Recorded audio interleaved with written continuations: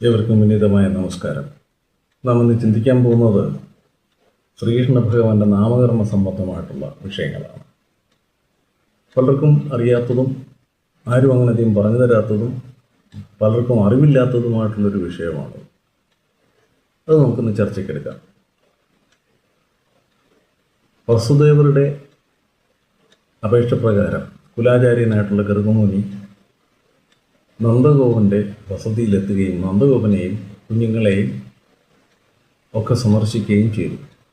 നന്ദഗോപൻ അദ്ദേഹത്തെ വളരെ ആചാരപൂർവ്വം സ്വീകരിച്ചു.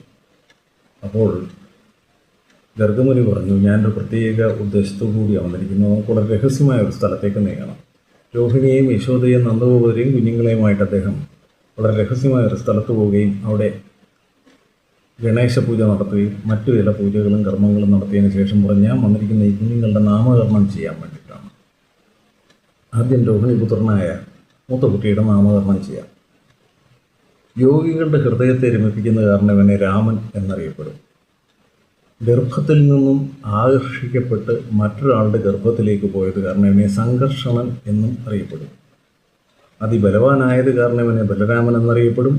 അതോടൊപ്പം ലോകാവസാനത്തിൽ എല്ലാം നശിക്കുമ്പോഴും ശേഷിക്കുന്നത് കാരണം ഇവനെ ശേഷനെന്നും അറിയപ്പെടും. ഇനി അടുത്തത് നന്ദഗോപൻ്റെ പുത്രനായ ഇളയ കുട്ടിയെപ്പറ്റി സംസാരിക്കാൻ. കമലാകാന്തനിൽ നിന്ന് ആദ്യത്തെ അക്ഷരമായ കകാരത്തിൽ ഇവൻ്റെ നാമം ആരംഭിക്കും.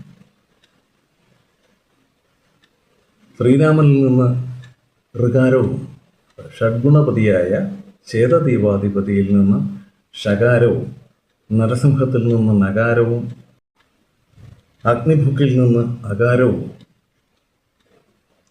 പിന്നെ നരനാരായണന്മാരിൽ നിന്ന് വിസർഗവും ചേർത്ത് കൃഷ്ണ എന്നാണ് പേര് വരിക.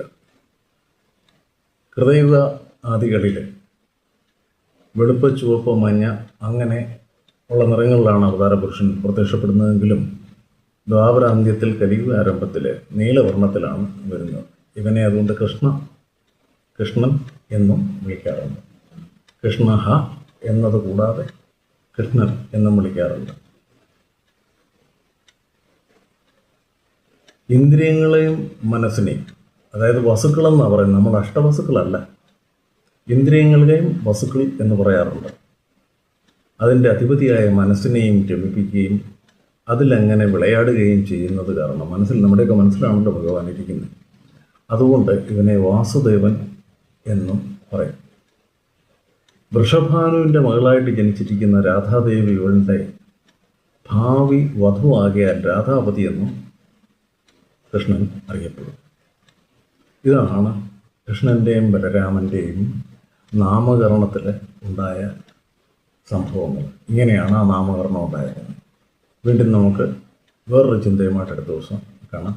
ഏവർക്കും വിനീതമായ നമസ്കാരം.